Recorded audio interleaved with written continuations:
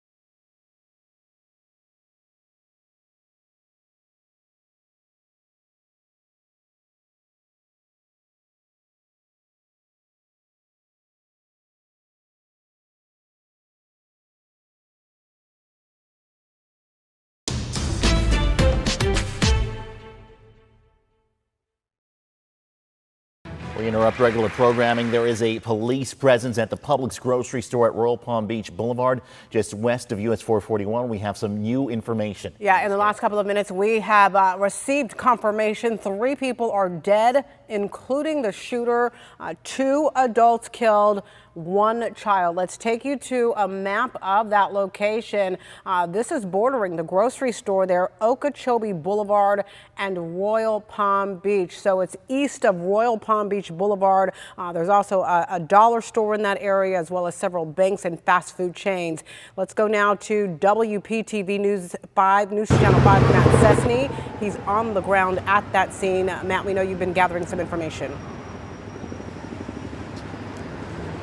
Indeed we have, and this, let me tell you right now, this is quite a crime scene that PBSO has roped off. In fact, I'll step aside and show you the front of the Publix. We are along Okeechobee Boulevard looking north. The second group of green awnings is where the Publix supermarket is, and that's where PBSO detectives are concentrating. They've got it all sealed off. There are some people and customers close to us, but they're being kept away from us. As I mentioned, this entire shopping area has been sealed off by the Sheriff's Department. Now, they're telling us that through their media relations department, the deputies responded to this shooting inside this Publix late this morning, and upon arrival, deputies had located 3 individuals who were deceased from gunshot wounds, 1 adult male, 1 adult female, and 1 child. The shooter is one of the deceased, and so still very much a crime scene right now. In fact, if we try to make any kind of approach, we are told to back off and stay where we are on the sidewalk.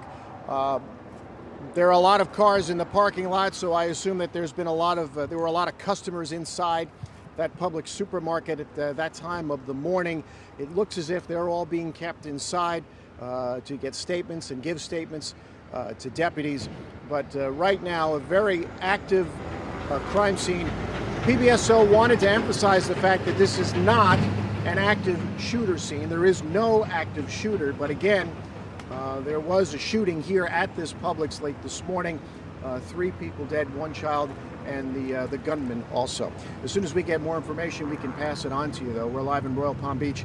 Matt Cessny, WPTV News Channel 5. On the ground there, getting more information for us on this. We do have more word from a local leader, Commissioner Melissa McKinley, Palm Beach County Commissioner. She was on scene and talking to some fire officials who have word on more updates on that case out there. Good afternoon, Commissioner. What can you tell us about what's going on out there? Yeah, good afternoon. Just to clarify, I'm not on scene. I wouldn't try to get caught up in what the first responders are trying to do, but I have been in touch with Palm Beach County Fire Rescue Chief Reginald Durand, as well as County Administrator Virginia Baker, and am being told the same information you're hearing. It is news devastating to a family, to friends, to an entire community. 9-year-old Trinity Otson-Smith now has died. She's the young girl who was having fun with friends jumping on a trampoline earlier this month when she was hit in the head by a stray bullet. The second to die of 3 young children hit by gunfire in Minneapolis. This comes 8 days after Anaya Allen died, a 6-year-old who was struck by a bullet while in the car with her mother. So we want to go right to Hannah Flood tonight, who spoke with Minneapolis police. Hannah? Hey, Kelsey and Randy. Yeah, definitely a really challenging night, obviously, for this family and this community.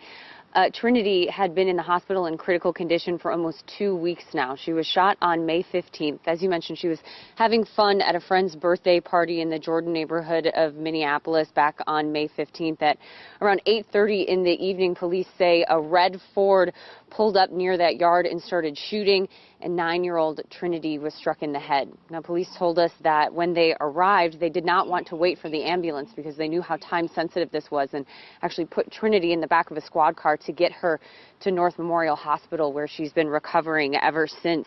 And a reward has been put out looking for the arrest and conviction of Trinity's shooter. And tonight, police say that the tips have been pouring in. Tips have been pouring in. We have gotten a great number of tips.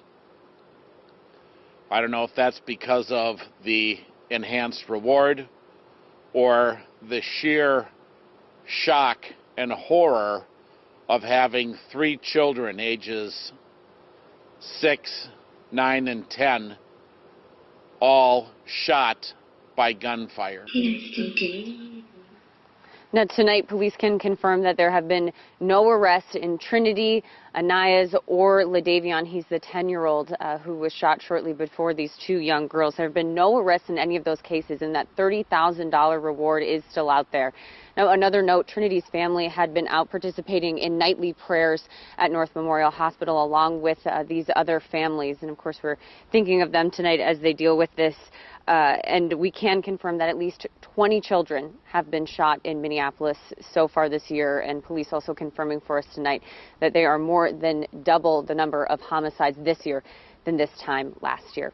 Kelsey and Randy, back to you. All right, Hannah. And as Now speaking with the grief-stricken mother of one of 3 people killed in a shooting at a graduation party in Southwest Miami-Dade. She says her son didn't often go out, and she actually encouraged him to attend that event. Meanwhile, we've learned that all 3 of the victims who were killed were related. Local 10's Terrell Fournay live with more on these tragic details. Terrell, fill us in. Yeah, those 3 shooting victims were all cousins. We're told that none of them anticipated the gun violence that would break out that night. It all sparked up in a matter of seconds. He was my only child.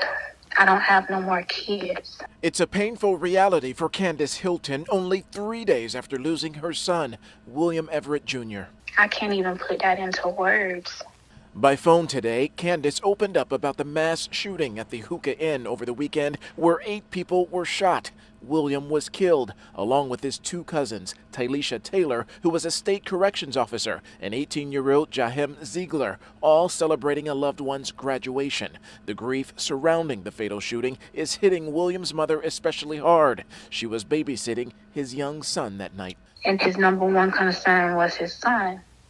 So he didn't hang out. Everything he did with his son. That night, I told him to have fun, to go out. Surveillance video from a nearby business shows a calm night prior to the drive-by shooting, then the flashing of police lights. We've learned 3 teens who were at the hookah lounge that night have since been arrested on charges of attempted murder for a separate shooting. Sir, you got arrested for serious charges. 2 of the teens are brothers, and police believe an ongoing feud was sparked up with other partygoers that night. The arrestees are accused of following a car that left the hookah lounge and firing shots into that vehicle on the turnpike, injuring the driver. But no direct connection to the actual mass shooting, which has left the lounge closed, facing thousands of dollars in fines for various safety, electrical, and plumbing code violations. Candace is now pleading for justice, telling us her son was just an innocent bystander. It's one thing to have a target. It's another thing to shoot randomly. That's stupid. So William's funeral arrangements are still being finalized. In the meantime, Local 10 stopped by the home of the 2 of the people who are under arrest, and their mother, those of the teens. She tells us that they actually were here at the party, but they left early because they overheard a threat that someone was going to shoot up this hookah lounge. She also denies that her sons were the aggressors in that separate shooting, but all of these investigations are very much still ongoing at this point. Reporting live from Southwest Miami-Dade, I'm Terrell Fournay, Local 10 News. The violence needs to stop in some type of way. You know, there's too much going on around here. An end to the violence, the emotional plea from the son of a Milwaukee man fatally shot. He's now asking the public for help while police continue to search for the person responsible. That is our big story tonight. A Milwaukee man asking for help after his father is killed in a double shooting. The 54-year-old man lost his life on the city's north side early Saturday. Fox 6's Ashley Sears joins us live with how the victim's only child is now trying to make sure his dad has a proper funeral. Stephanie, 54-year-old Frank Hart was killed and a 75-year-old man was shot and survived. The victim's son says his dad was on his way home when tragedy struck. Police continue to look for the person responsible. I need answers. I'm looking for answers. There are few things more painful than losing a parent. Really couldn't sleep throughout that night. Feeling him, feeling what happened to him. Woke up to the news and it was devastating. Reginald Chappelle is grieving after losing his father. early Saturday. That he was at a certain location and he was leaving that location to go home, and this tragic struck. 54-year-old Frank Hart was killed in the double shooting at 11th and Ring. A 75-year-old man was also shot but survived. Days later, the scene is clear, but the pain of the loss still lingers. The violence needs to stop in some type of way. You know, it's too much going on around here. Chappelle is remembering Hart as a loving father with a big personality. My dad was a cool individual, real big on family, and all around just a great guy. Relatives have set up a GoFundMe page to make sure Hart now has a funeral. And we're just looking for more help from the community to try and get him the proper burial that he deserves. A family dealing with loss, trying to heal and say goodbye to a man taken suddenly. Stop the violence, put the guns down. Things can be handled much differently.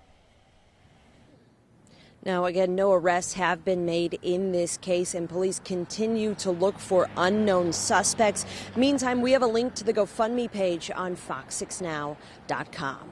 Reporting live in Milwaukee, Ashley Sears, Fox 6 News. We wish his family the best. Ashley, thank you. See rapper under arrest, accused of shooting a security guard at a South Florida nightclub. Police say 22-year-old Montrell Williams, who goes by that stage name Pooh Shiesty, was performing at King of Diamonds last month when someone knocked money out of his pocket. A crowd jumped in trying to collect the cash when Williams reportedly brandished a gun and shot the guard in the ankle. Developing at noon, an arrest following a shooting at Aventura Mall last month. 3 people were shot, 2 others injured. Local 10 News reporter Ian Margol joins us live from the mall this midday. He tells us who's now facing charges. Ian. Yeah, this appears to be the very first arrest in connection with that shooting that happened back in May here at Aventura Mall. Let's take you to his mugshot right away. He is 18-year-old Chrissy Presley. He often goes by his stage name, though, FBE Chris. Now, Presley is facing a charge of illegally carrying a concealed firearm here at the mall on May 8th when that shooting happened. And we want to take you back to that day when 3 people were shot and 2 others were injured when they were running out of the mall. Police at the time told us it was a fight between 2 groups of people that escalated. And according to Presley's arrest form, he's seen on surveillance video pulling out a gun and showing it, but never actually firing it before he took off and ran out of the mall. Take a listen to what one of the Aventura police officers told us on the day of the shooting about how this all started. Individual displayed a weapon. The other group, another individual pulled out a weapon and actually used it. So it sounds like that person that was first to display a gun could have been Presley. We know he has bonded out of jail already at this point. No other arrests have been made. We can tell you that we reached out to police today. I asked them for more information. They say they cannot provide any more, that this is an ongoing investigation. But of course, as soon as we do learn anything else, we will let you know. Live in Aventura, I'm Ian Margol, Local 10 News. A mother and father now have to bury their 28-year-old son. The parents say someone shot and killed Delmario Benton when he was trying to sell an iPhone. Police have not made any arrests. Investigators and family members have now urged the person who pulled the trigger to turn themselves in. Fox 5's Angelique Proctor has details for us tonight. Delmario Benton's family says today will be tough. They are burying their son, who is gone too soon. Meanwhile, Forest Park police are searching for a killer. Very difficult, because this is not how it's supposed to be. They're supposed to bury us, not we bury them. The parents of 28-year-old Delmario Benton have the painful task of burying their youngest son after Forest Park police say someone shot and killed him at Brackenridge Apartments on Old Dixie Highway. The family hosted a candlelight vigil Monday night at the complex where the 28-year-old was shot and killed. His parents say he was meeting someone there he trusted to sell a cell phone. He was selling iPhones. And you know how these kids, they're so crazy about iPhones. It was very senseless. Apparently, he trusted you guys for you to be in his car. It was around 10 a.m. that morning, and, didn't care who was around, and we want justice for him. Forest Park police say after the deadly shots were fired, 2 people ran from the scene. On Tuesday, they released this photo of a person of interest who they want to come forward. Meantime, this close-knit family is grieving the loss of a devoted son and uncle. And he was so loving. We had a wonderful relationship, all his family. We used to talk to him every day. Del Mario's parents have a message for the person who pulled the trigger. Turn yourself in. We don't want another mother and father going through what we're going through. Mr. and Mrs. Benton are offering a reward. They ask if anybody has any information. Please give Forest Park Police a call. In Atlanta, Angelique Proctor, Fox 5 News. Now at noon, a new look at the suspect arrested after a shooting on South Beach. This man is charged now with attempted murder. Police say he randomly shot a man in the face. They say he confessed to the crime after questioning Local 10 News reporter Terrell Fournay live on Miami Beach with the details. And it appears that the victim in this case did not have a chance. As you mentioned, this crime was random and without warning. Thankfully, police were able to make an arrest and the alleged gunman is in custody. Let's show you once again who we are talking about. The man you were looking at, his name is Rainer Javier Rosario Guerrero. He's 24 years old and he's now charged with attempted murder and aggravated assault with a firearm. Now let's show you where this crime happened. This was early yesterday morning on the beach near 63rd Street. The victim is a 20-year-old man. As you mentioned, he was shot in the face. That suspect ran away from the scene, but there were multiple witnesses at the time who gave officers some very critical information. And that's how those detectives were able to track down Guerrero just a few blocks away later that same day. Out here right now on the beach, we can tell you that the victim is a tourist. He was rushed to the hospital after receiving treatment for that gunshot wound to the face, but he has since been released. So he is still recovering with that very serious injury to his face. Police were also able to recover a blue bag on the beach. They say that it had a receipt for a 9mm weapon. It had some ammunition and a magazine with live rounds. And inside of that blue bag, according to detectives, was the suspect's ID. So all of that is being used as evidence. We do expect that suspect to appear before a judge later on this afternoon. Reporting live from Miami Beach, I'm Terrell Fournay, Local 10 News.